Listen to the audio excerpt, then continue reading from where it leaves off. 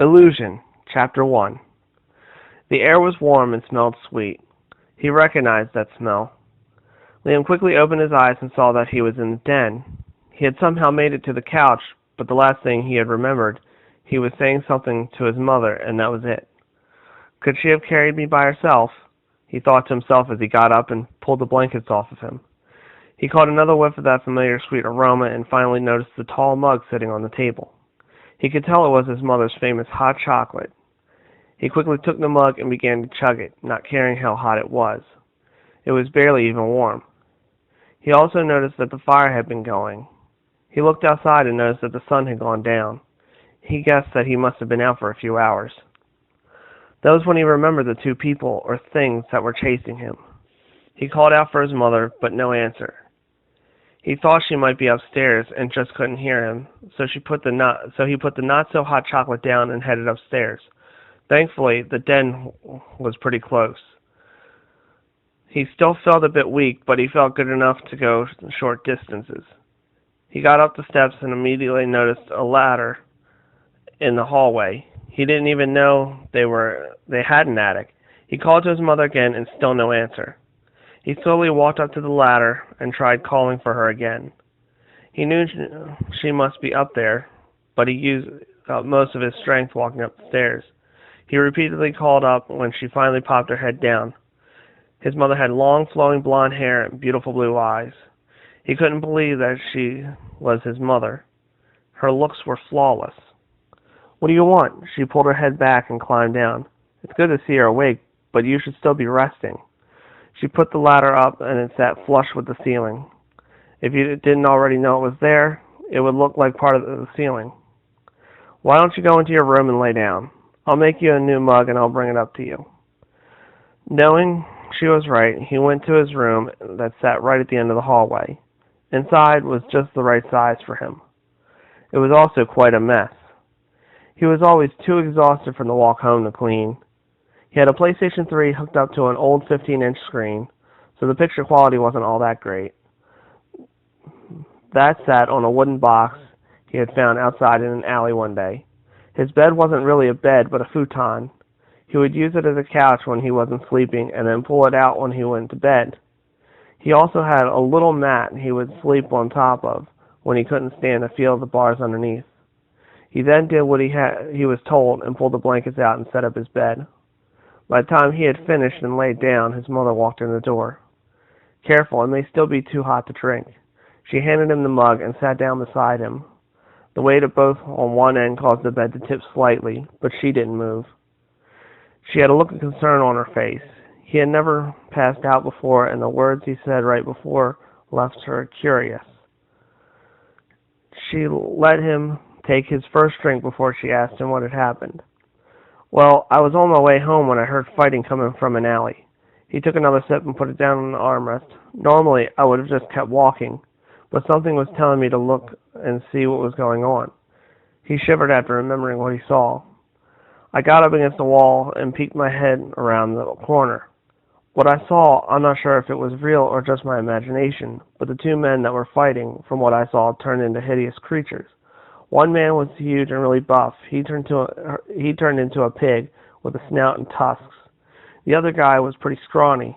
When he changed before my eyes, he looked just like a skeleton." He pointed over to his broken bag that his mother had most likely brought up while he was asleep, and if the strap had not snapped, I wouldn't have been chased by them. His mother just kissed his forehead, even though he was almost 20, picked up the mug and began to head out the door. "There are things that I can teach you, and there are things that only you can discover." She closed the door, and without her son seeing, she began to cry. She knew that this was bound to happen.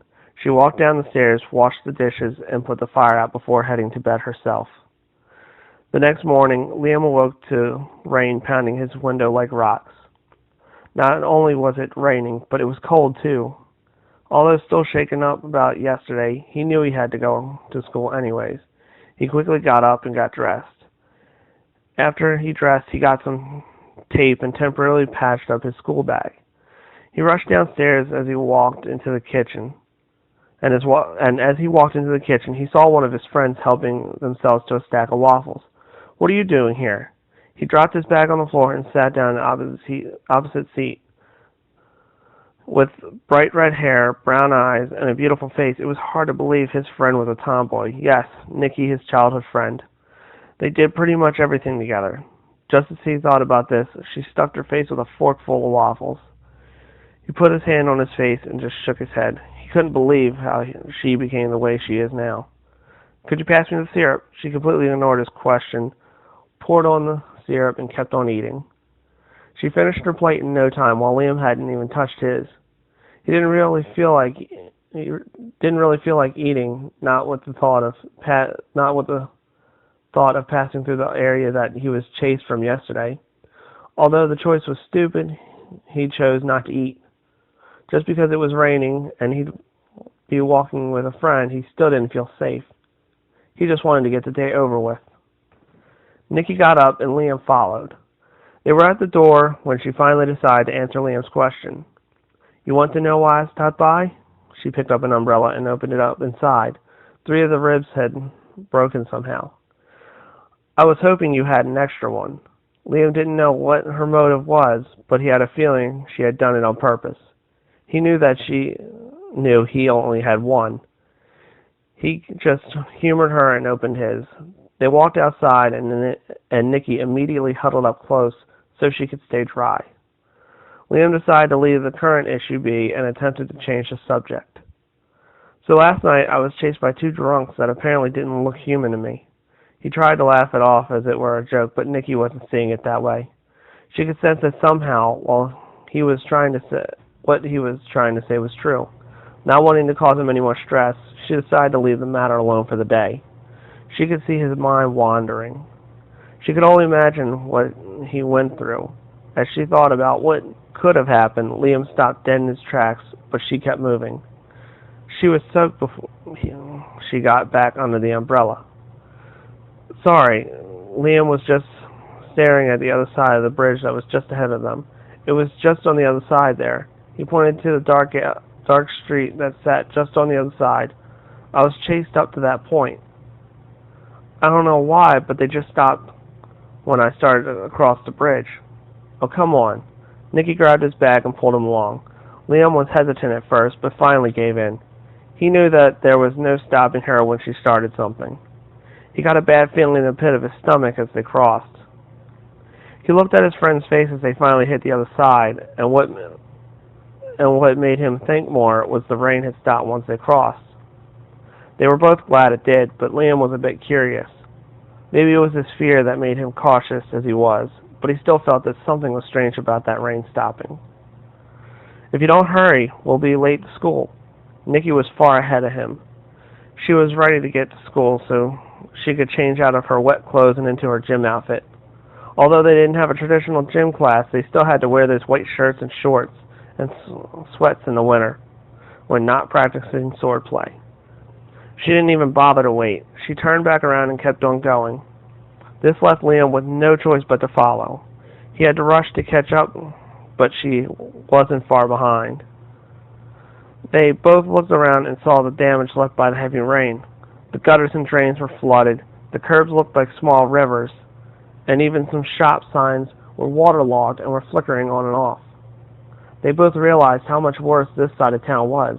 Their side was mainly residential, while this side was mostly business. They had no time to linger and think how bad things could really be. They picked up the pace and continued on their way. They had eventually come to the alley that Liam was chased from, but he didn't bother saying anything else. He just sucked it up and quickened his pace. Once past, he slowed down.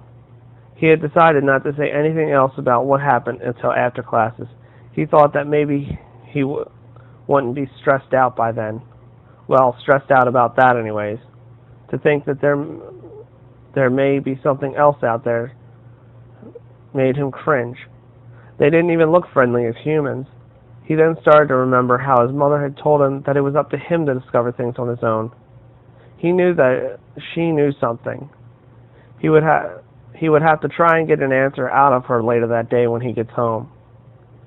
The more Liam thought about what happened, the more he felt his mind changing. His fear was still there, but now a sense of duty was beginning to rise.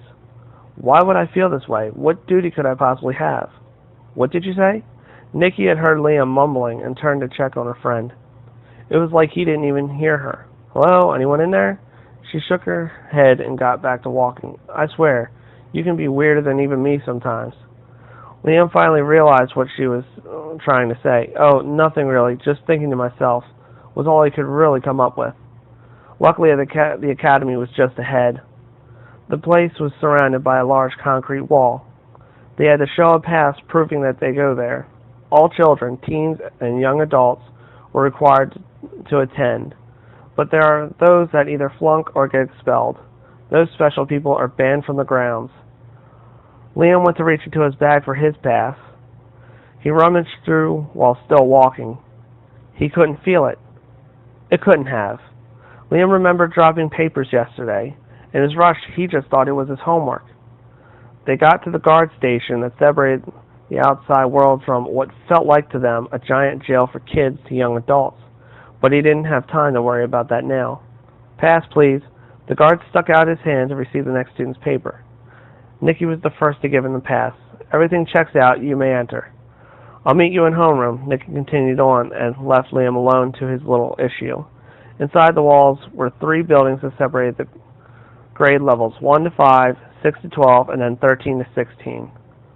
Out front, leading from the gate to the 3 buildings, was a giant garden. It was beautiful with many species of plants.